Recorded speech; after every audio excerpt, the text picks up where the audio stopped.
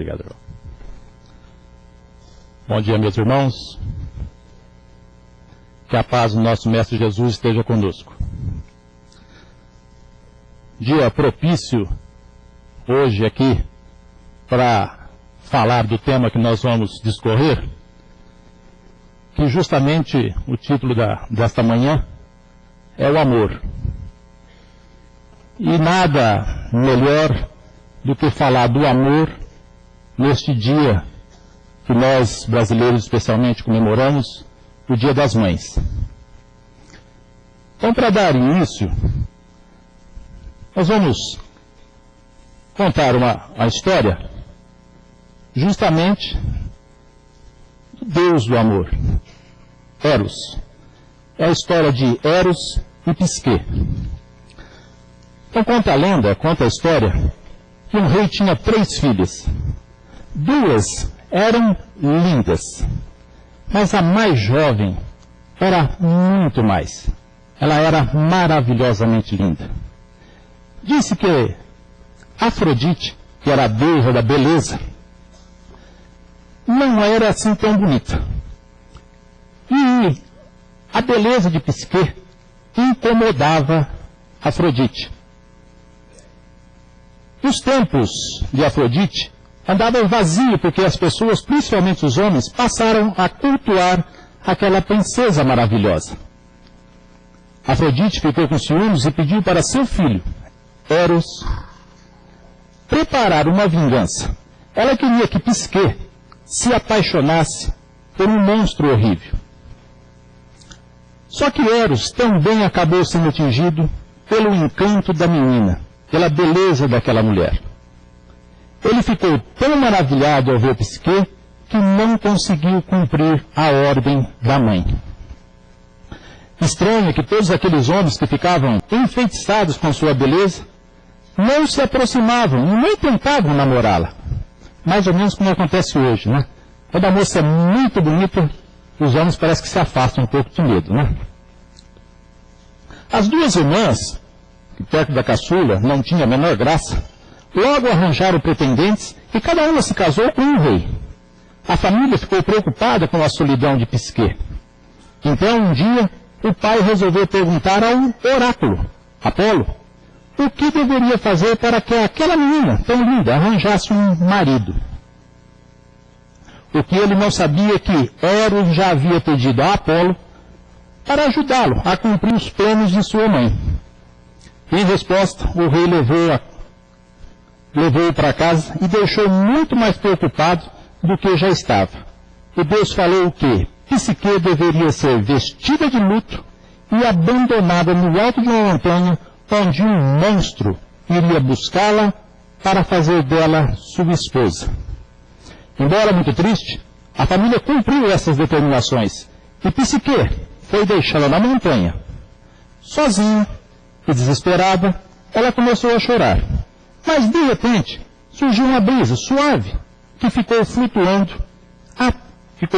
e levou até um vale cheio de flores, maravilhoso, onde havia um palácio maravilhoso, com pilares de ouro, paredes de prata e chão de pedras preciosas.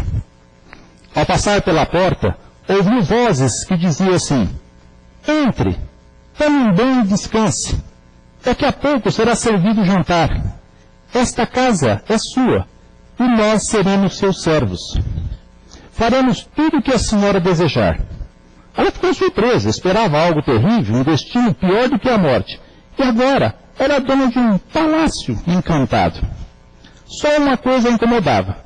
Ela estava completamente sozinha, porque aquelas vozes vinham do vento, vinham do ar. A solução terminou à noite, na escuridão, quando o marido chegou, e assim, com a presença dele, era tão deliciosa que Psique, embora não o visse, não podia vê-lo, tinha certeza de que não se tratava de nenhum monstro horroroso, conforme lhe fora dito. A partir de então, sua vida ficou assim: luxo, solidão e vozes que faziam suas vontades durante o dia e à noite, amor. Acontece que a proibição de ver o rosto do marido a intrigava. E a inquietação aumentou, mais ainda quando o misterioso companheiro avisou que ela não deveria encontrar sua família. Ela não se conformou com isso, e na noite seguinte implorou a permissão para ver, pelo menos, suas duas irmãs. Contrariado, mas com pena da esposa, ele acatou, concordando. Assim, durante o dia, quando ele estava longe, as irmãs foram trazidas da montanha pela brisa e comeram um banquete no palácio. Só que o marido estava certo. A alegria que as duas sentiram pelo reencontro logo se transformou em inveja, e elas voltaram para casa pensando em um jeito de acabar com a sorte da irmã. Nessa mesma noite, no palácio aconteceu uma discussão. O marido pediu para Psique não receber mais a visita das irmãs. E ela, que não tinha percebido seus olhares maldosos, se rebelou. Já estava proibido de ver o rosto dele, do próprio marido.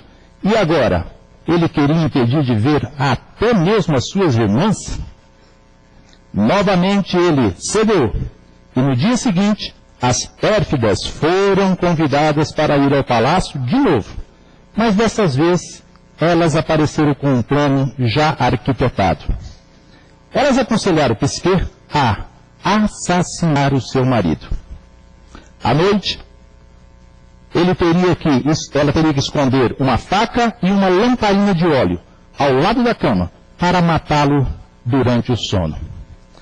Psique caiu na armadilha. Mas quando acendeu a lamparina, viu que estava ao lado do próprio Eros, o deus do amor, a figura masculina mais bonita que havia existido. Ela estremeceu, a faca escorregou de sua mão e a lamparina entornou, e uma gota de óleo fervente caiu no ombro dele, que despertou e sentiu-se traído. Veio as costas, bateu suas asas e foi embora. Mas disse: não há amor onde não há confiança. Não há amor onde não há confiança. Psique ficou desesperada e resolveu empregar todas as suas forças para recuperar o amor de Eros, que a essa altura estava na casa da mãe, Afrodite. Ao ouvir isso, Afrodite, que ela foi lá pedir socorro para a sogra, Afrodite gargalhou e respondeu que, para recuperar o amor dele, ela teria que passar por uma prova. Em seguida, ela era sogra, tá? Em seguida, pegou uma grande quantidade de trigo, milho, papoula e muitos outros grãos e misturou. E disse que até o fim do dia, ela teria que separar tudo aquilo. Era impossível, e ela já estava convencida de seu fracasso, quando centenas de milhares de formigas resolveram ajudá-la a separar aqueles grãos. E conseguiu. Surpresa e nervosa por ver aquela tarefa cumprida, a deusa fez um pedido ainda mais difícil. Queria que Psique trouxesse um pouco de lã de ouro de uma das ovelhas ferozes. Percebendo que ia ser trucidada, ela já estava pensando em se afogar no rio próximo quando foi aconselhada por um caniço, uma planta parecida com um bambu, a esperar o sol se pôr e as ovelhas partirem para recolher a lã que ficasse presa nos arbustos. Deu certo. Mas, no dia seguinte, uma nova missão a esperava. Agora a Psique teria que recolher um jarro de cristal, um pouco de água negra que saía de uma nascente que ficava no alto de um dos maiores penhascos. Com o jarro na mão, ela foi caminhando em direção aos rochedos, mas logo se deu conta que não conseguiria escalar aquilo, e ali seria o seu fim. Mais uma vez, conseguiu uma ajuda inesperada de uma águia que apareceu, tirou o jarro de suas mãos e logo voltou com ele bem cheio daquela água negra.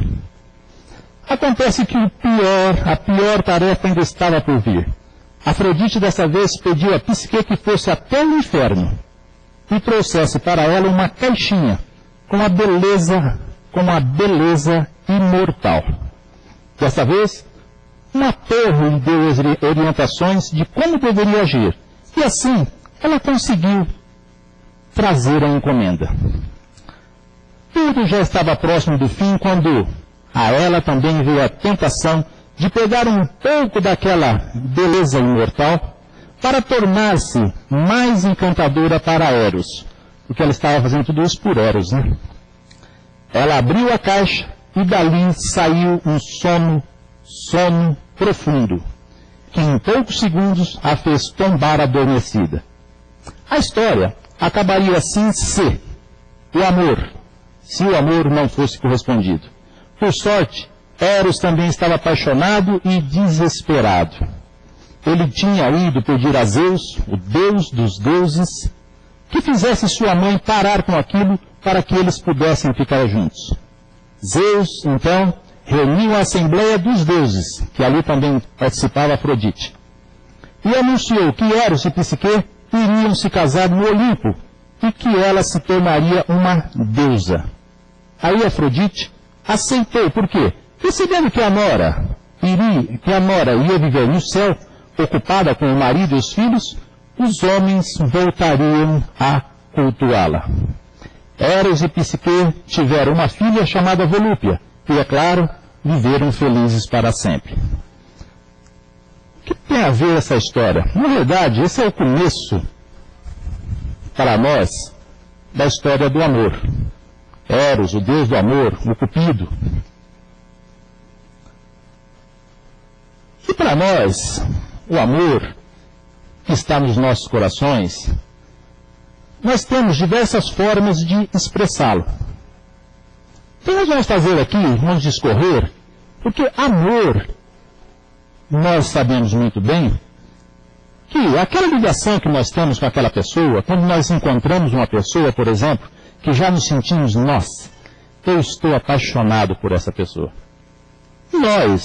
A nossa doutrina nos ensina que muito, mas muito provavelmente, são espíritos que já viveram em outras vidas e que aqui chegando, reencontra e os espíritos, nós sentimos isso pelo amor que já tivemos em outras vidas. Mas o amor se explica por diversas formas. Lá no dicionário, o Aurélio, resumidamente ele diz assim: amor é o sentimento que predispõe alguém a desejar o bem de outrem ou de alguma coisa. O amor ao próximo. Então, tudo isso, na realidade, é o que nós deveríamos fazer para todas as pessoas que estão próximas de nós. Sentir amor. E nunca nenhum outro sentimento negativo. Porque quando há amor, tudo se resolve. Quando existe amor entre nós, tudo é mais claro. Tudo fica mais sincero quando nós temos amor. Haja vista, quando nós temos algum problema com uma pessoa, quando há amor dentro do coração, ao menos de uma, tudo se resolve. Tudo se acalma. Tudo se ataca. Vamos ver algumas características do amor. Fala-se do amor das mais diversas formas. Amor físico, platônico, amor materno, né, senhoras mães? Amor de Deus, amor à vida. É o tipo de amor que tem relação com o caráter da própria pessoa e a motiva a amar, no sentido de querer bem e agir em prol daqueles que estão próximos de nós. As muitas dificuldades que essa diversidade de termos oferece, em conjunto, a suposta unidade do significado, ocorrem não só nos idiomas modernos, na nossa língua, por exemplo, mas também no grego e no latim. O grego possui outras palavras para amor, cada qual denotando um sentido específico. Porque tudo começou lá do grego e do latim, tá? No latim encontramos amor, dilectio, charitas, bem como eros, nosso famoso Deus do amor, que se refere ao amor personificado numa deidade, numa divindade. Amar também tem sentido de gostar muito, sendo, portanto, possível amar qualquer ser vivo ou objeto. A nossa doutrina, tanto nos mostra que nós não devemos nos apegar aos objetos. Tá? Mas também sabemos que acabamos por apaixonar por alguns objetos. Diria que talvez infelizmente, né? A neurobiologia do estar apaixonado, no estudo, diz para nós o seguinte: na neurobiologia existem estudos apoiados em resultados de eletroencefalografia. E no registro das correntes elétricas que ocorrem no cérebro durante o estado de paixão, quando estamos apaixonados, comprovam que apresenta a mesma elevada atividade como aquela registrada durante a libido. Quando alguém se apaixona, registra-se maior produção de dopamina, responsável pelo estado de euforia, adrenalina, responsável pela excitação, a endorfina, pela sensação de felicidade e bem-estar, e finalmente eleva a testosterona, que contribui para a maior apetência sexual. Simultaneamente são liberadas substâncias químicas, os feromônios, ou feromonas, que exercem a atração olfativa em animais da mesma espécie. Por outro lado, diminui drasticamente o nível de serotonina, que faz com que o estado, estar apaixonado, se assemelhe ao estado registrado durante outras doenças psíquicas. Por isso, muitos apaixonados se comportam mais impulsivamente, sem inibição, como se estivessem fora de seu controle racional. Após alguns meses, o corpo se acostuma e essas elevadas doses, aquilo que toca profundo dentro da gente, né? E segundo a OMC, dura no máximo de 24 a 36 meses. E aí diminui gradualmente a intoxicação do cérebro, segundo a OMC. É aquilo que nós conhecemos. Quando nós conhecemos uma pessoa, o amor bate muito forte. É essa mistura de estudos científicos aqui, e que faz com que a gente, às vezes, haja de forma até, muitas vezes, errada. A teoria triangular do amor de Steinberg. Na teoria triangular do amor, os relacionamentos são caracterizados por 3 elementos: a intimidade, a paixão e o compromisso. Intimidade, paixão e compromisso. Cada um desses elementos, em suas combinações entre si, podem estar presente em um relacionamento, produzindo as seguintes definições, segundo o estudioso Steinberg. Amizade, que é a intimidade. A limerância. Limerância, que é a paixão. Aquele estado que você fica de estar perdidamente apaixonado. O amor vazio, que é o compromisso. O amor romântico, que daí já, segundo ele, a intimidade mais a paixão. O companheirismo amoroso, que é a intimidade mais o compromisso. O amor fugaz, que é a paixão mais o compromisso, aonde ele chega no finalmente do estudo dele, que é amor consumado. A intimidade mais a paixão e mais o compromisso. Então, estamos vendo que existem diversos estudos para falar sobre o amor. Suzy Hendrick e Clyde Hendrick desenvolveram uma escala de atitudes amorosas baseadas na teoria de Alan John Lee, teoria chamada Estilos de Amor. O John Lee identificou 6 tipos básicos em sua teoria. Nesses tipos as pessoas usam as suas relações interpessoais. Eros, que era o amor. Um amor apaixonado, fundamentado e baseado na aparência física. Psique, um amor espiritual, baseado na mente e nos sentimentos eternos. Viram a história? Ele viu a moça, se apaixonou. Ela não o via, porque ela era proibida de ver o rosto dele, e também se apaixonou. Por isso ele chegou a essa conclusão. Aparência física, por eros, e sentimentos eternos, sentimentos psicológicos, sentimento espiritual de psique. Ludos, o amor que é jogado como um jogo. Amor brincalhão. Storge, um amor afetuoso que se desenvolve lentamente, com base em similaridade. Pragma, a pragmática amor. Amor que visualiza apenas o momento e a necessidade temporária, aquele do agora. Mania, amor altamente emocional, instável, o estereótipo de amor romântico. E ágape, amor altruísta, amor espiritual. Chegando já mais na base da doutrina, não espírita, mas religiosa, nós temos lá dizendo o seguinte, que os cristãos, que também nos colocamos, é óbvio, acreditam que Jesus mandou-os a amar a Deus com todo o teu coração, mente e força, e amar o teu próximo como a ti mesmo. Acreditam ainda que esses dois mandamentos, amar a Deus e ao próximo, tá? Como a ti mesmo, são os mais importantes de Torá e da própria vida cristã. Isso segundo o Evangelho de Marcos, está lá no capítulo 12, versículos 28 a 34. Santo Agostinho resumiu isso nesta frase: ame a Deus e faça como tu queres. Bom, então ame a Deus e faça como tu queres. Aqueles mais soltos diriam assim, bom, então eu posso amar e continuar sendo corrupto, eu posso amar e continuar matando, eu posso amar e continuar fazendo as outras coisas erradas. Aí, a beleza da doutrina espírita, do livre-arbítrio, mas do ensinamento. Tudo que fizermos, nós vamos resgatar. Então, Santo Agostinho estava errado? Não, muito pelo contrário. Ame a Deus e faça como tu queres. Porque quem ama a Deus não comete erros. Quem ama a Deus sabe o verdadeiro amor e vai fazer as coisas corretamente. Ele não estava errado quando disse essa frase, ame a Deus e faça como tu queres. Já São Paulo, tá, descrevendo o amor na sua primeira epístola aos Coríntios, eu disse Coríntios, tá? Não confundir não.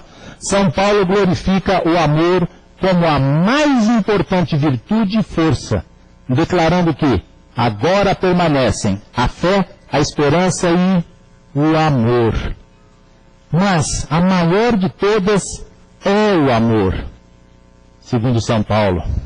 Ainda ele escreveu na mesma epístola, o amor é paciente, o amor é prestável, não é invejoso, nem é arrogante, nem orgulhoso, nada faz de inconveniente, não procura o seu próprio interesse, não se irrita, nem guarda ressentimento, não se alegra com a injustiça, mas rejubila com a verdade. Tudo desculpa, tudo crê, tudo espera, tudo suporta. O amor jamais passará. Por que ele disse isso? Muito fácil, porque o amor é amor. Não é só por causa disso. Já estava prevendo São Paulo, nessa epístola, que a nossa terra vai passar de expiação e prova para a regeneração, a princípio. Onde o sentimento de amor irá aumentar mais ainda. Porque vamos deixar a expiação e provas, onde predomina o mal, para passarmos ao mundo melhor. Então, o amor jamais passará. Mesmo dentro dos nossos corações, quando nós paramos, pensamos e analisamos, basta nós, às vezes, estou dizendo para mim também, tá? Às vezes basta nós sermos mais inteligentes para parar e pensar, puxa vida, mas quando eu estou com o meu coração voltado para amor, eu me sinto muito melhor. Eu faço as coisas com mais presteza. Por que, então, excluir o amor e querer colocar o ódio dentro de si próprio? Porque sempre basta cada um dos senhores, basta cada um de nós analisarmos. Sempre, quando nós temos algum problema, se nós vamos resolvê-lo com amor, nós nos sentimos muito melhor. Levante-se amanhã para ir ao trabalho, agradeça a Deus por estar acordando, agradeça a Deus por ter o trabalho e vá trabalhar com amor. Cada um vai notar o que começa a modificar dentro do trabalho. Porque nós fazemos o nosso ambiente.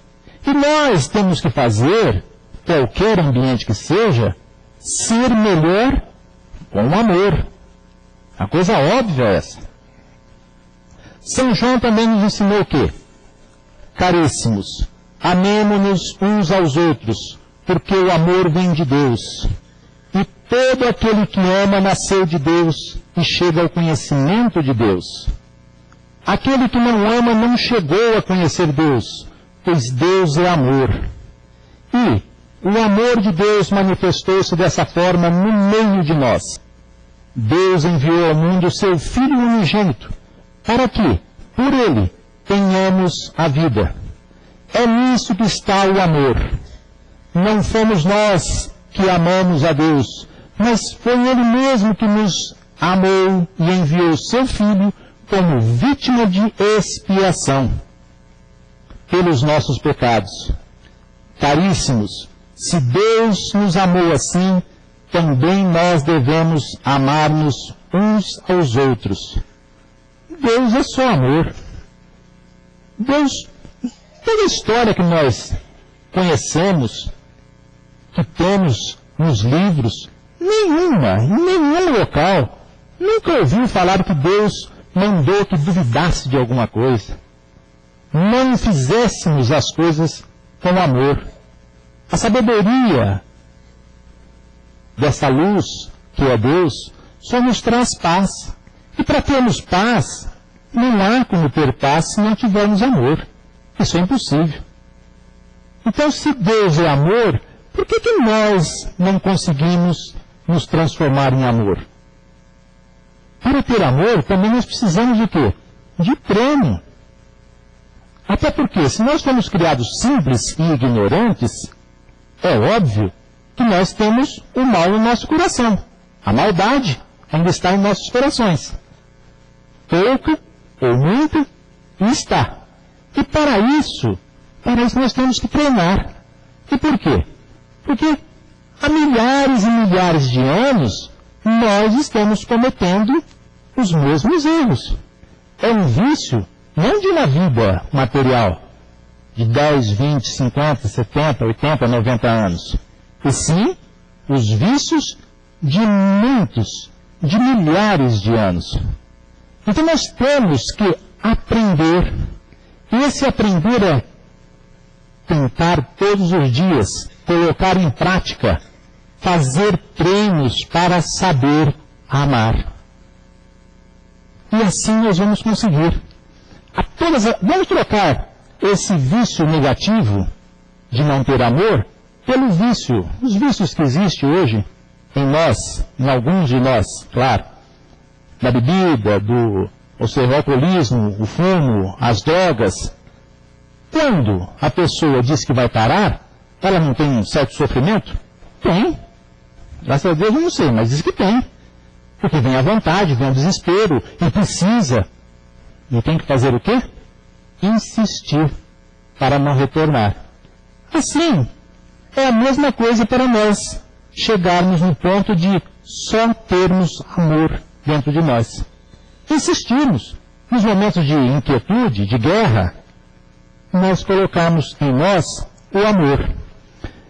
E chegando já na nossa doutrina, com a codificação da doutrina escrita por Kardec, nós vamos procurar lá no Livro dos Espíritos, e lá na pergunta 887, Kardec indaga a espiritualidade do seguinte.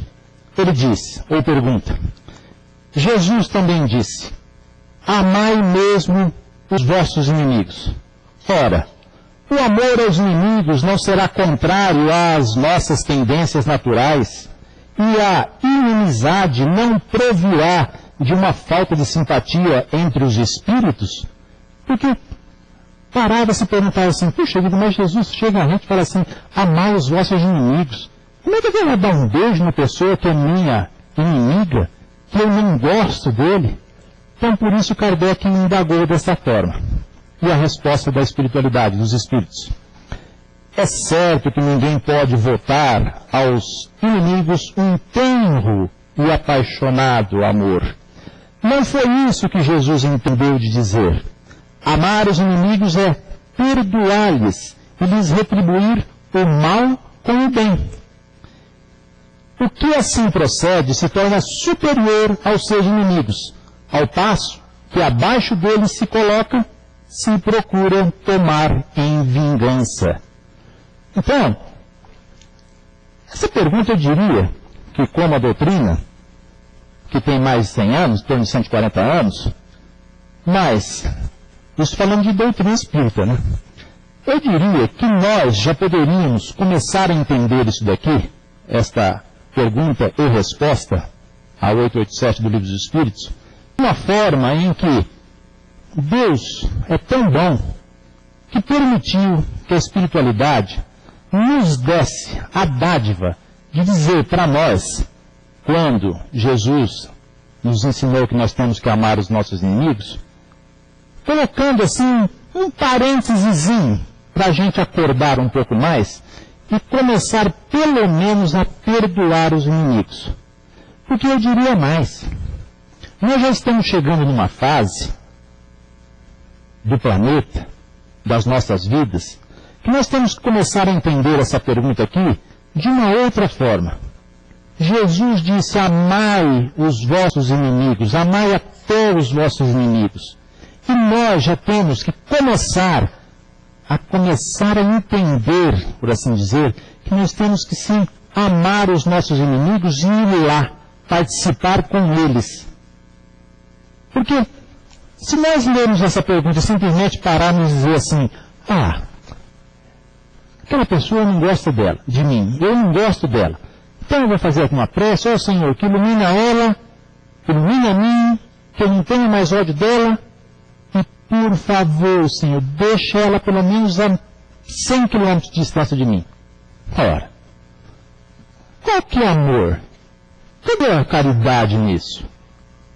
Mas isso daí eu vi, inclusive vocês que estão espírita, tá falando lá no livro, conforme diz Alcântara, né? Vocês estão espírita, tá falando lá no livro do espírita.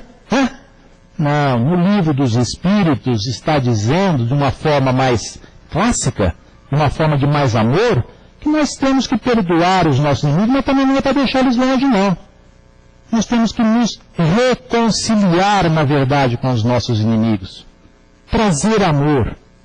Até porque, se nós não fizermos dessa forma, vai chegar um dia que aquele espírito, hoje encarnado, que eu tanto odeio, ele vai vir como meu filho, como meu pai. Que vai ser a forma de tentar aproximar-se. Com minha esposa, com o marido, para aproximar-se. Então depende de nós já fazermos desde já.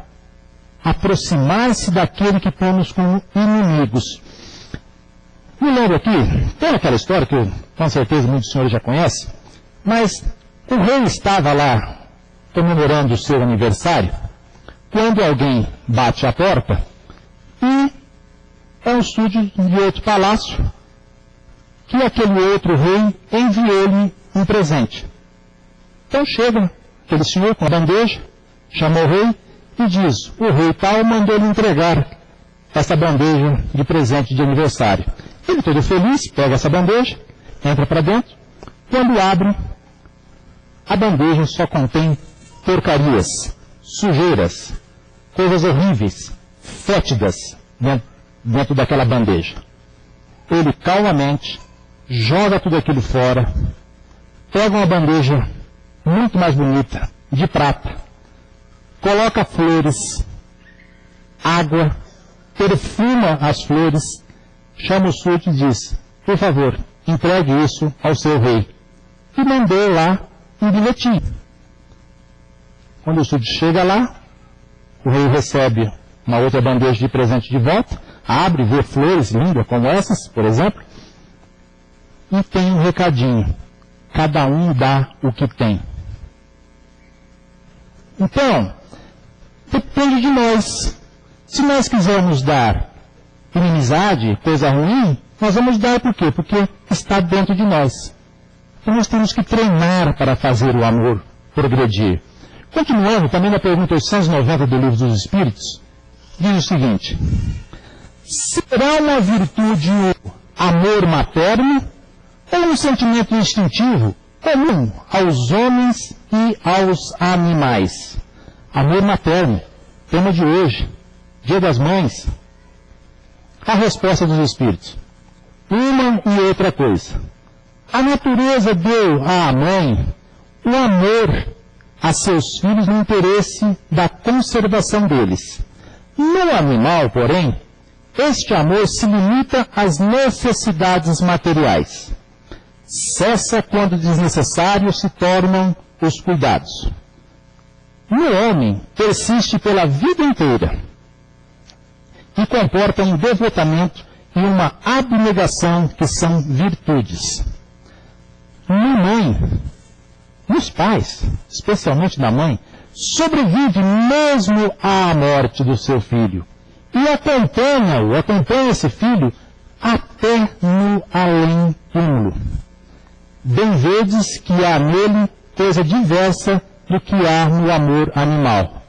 Nós bem o sabemos que os animais criam, sim, os seus filhotes, dominam aquela região para que ninguém os ataque, mas depois que eles cresceram, tomam suas vidas e não há mais aquele amor da mãe para o seu filhote.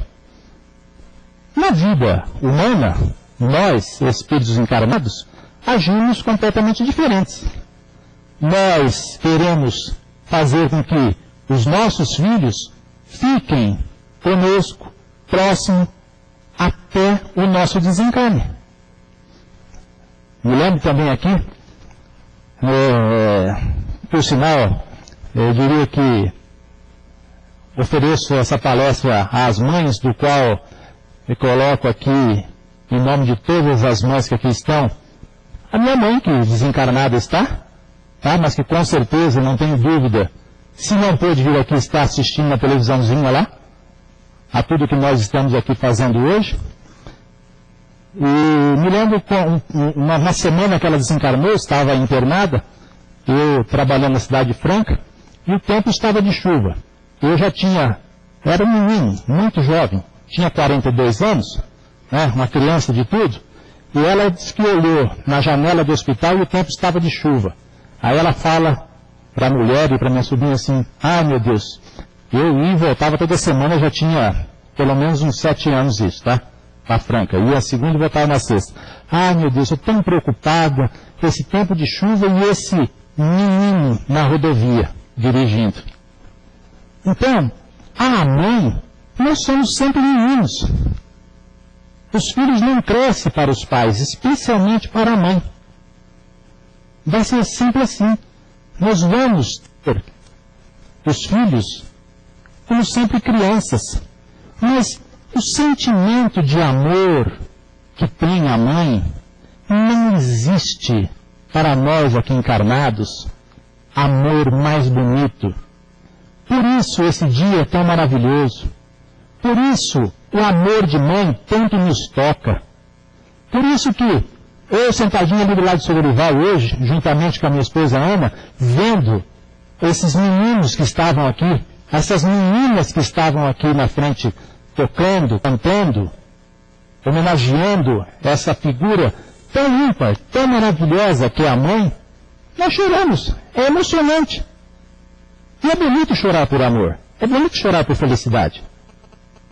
E nos emocionam. Vocês estão de parabéns. Porque isso toca realmente dentro da gente. O que vocês fizeram aqui, se fizesse agora, vocês iam fazer inundar essa sala aqui que está mais lotada, tá? Porque realmente é muito maravilhoso isso. E a mãe, a mãe, o que mais de gostoso nós temos que não seja a nossa mãe? O que mais de gostoso nós temos? Primeiro é a nossa mãe. E nós, os pais, nós temos que nos render a isso. Até porque nós, os pais, também temos ou tivemos as nossas mães. E sabemos que ser mãe, conforme dizia minha mãe, é padecer no paraíso. E mãe é a coisa mais maravilhosa do mundo. Então, começando, Pastorino, naquele livro Minuto de Sabedoria, ele deixa a seguinte mensagem para as mães. Você que é mãe, lembre-se de que o seu exemplo é a lição mais forte para seu filho. Não discuta com seu marido diante das crianças. Não critique o pai diante dos filhos. Não fale mal dele. Nunca o diminua com desprezo. O exemplo de um lar bem constituído é a maior felicidade que você pode legar aos seus filhos. Por amor deles, saiba sofrer, se for preciso, porque eles são frutos que você mesma gerou. Então, a união dentro da casa, eu sempre digo que está quase que exclusivamente na mão da mãe. Porque a mãe sabe controlar tudo. A mãe tem um sentido tão maravilhoso dentro de si, desde quando Jesus permitiu que ela reencarnasse para ser mãe, que ela já traz isso dentro dela, que ela pode controlar da forma que quiser. Então aqui vai uma dica para as mulheres. Se quiserem fazer dos seus lares verdadeiros lares de felicidade e de amor, saiba de uma coisa, você mãe, você mulher, tem 100% do domínio do seu lar. Saiba que quem tem o domínio, quem tem na mão as coisas, não precisa mostrar. Então faça como os mares que se rebaixam para receber todas as águas de todos os rios, e por isso ele, o mar, é o lugar onde contém o maior volume d'água, porque ele sabe se rebaixar para receber as águas dos rios. Então, coloque dentro do seu coração, mãe, mulher, que tudo que você quer, tudo que a senhora deseja, vai poder ter, vai conseguir. Basta saber que o domínio está em suas mãos. E isso precisa simplesmente ser trabalhado. Eu, a Ana, minha esposa que está, a Ana já completa este ano o 3º ano que não temos mais materialmente a felicidade de ter o nosso filho do nosso lado, conosco. Eu já estou, a Ana no 2º, perdão, eu estou indo para o 3º ano, este ano, para comemorar o Dia dos Pais sem o nosso querido Lincoln. Mas, mãe é uma coisa tão sagrada, tão maravilhosa, que mãe é eterna. A gente sempre diz isso em casa. Ela é mãe eternamente. Até porque o nosso querido filho, que hoje com certeza está aqui também nos acompanhando, ele vai ser sempre nosso filho. E quando nós termos a dádiva de desencarnar, nós vamos reencontrar-nos. Nós vamos nos abraçar novamente.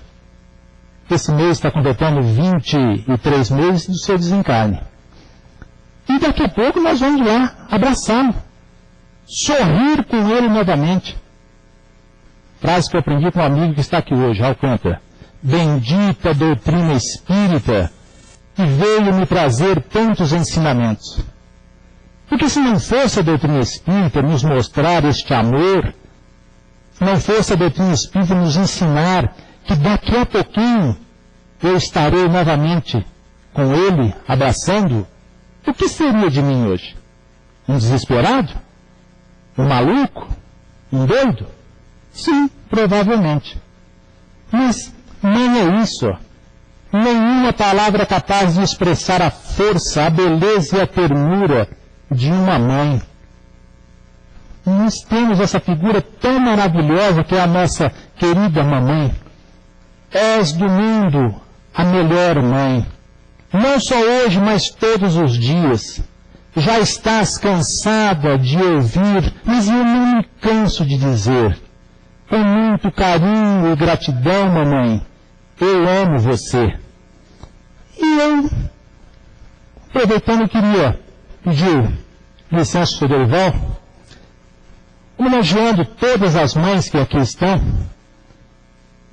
em nome de todas as mães, eu vou oferecer essa flor. Eu pedi até o Luizinho, se possível, para entregar essa flor, Luizinho. Essa flor eu vou oferecer para essa mãe.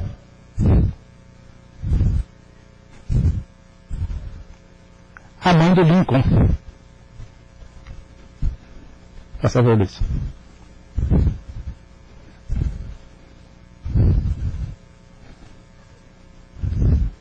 O Luiz disse que eu iria matá-la do coração. Exato.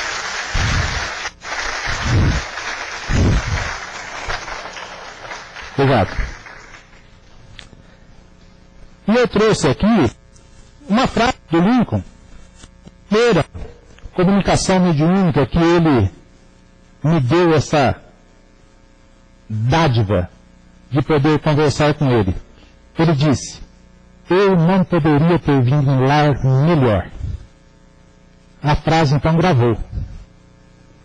Então fica aqui este carinho, este amor, todo esse carinho que eu sinto hoje pelo meu filho, pela mãe, pela minha mãe, que eu quero que caia no coração de todas as mães que aqui estão e que leve esse sorriso de amor por toda a vida e que trate-os com todo o amor do mundo. Agradeço a atenção, agradeço o convite do Luizinho e que Deus possa continuar a nos iluminar hoje, agora e sempre. Muito obrigado.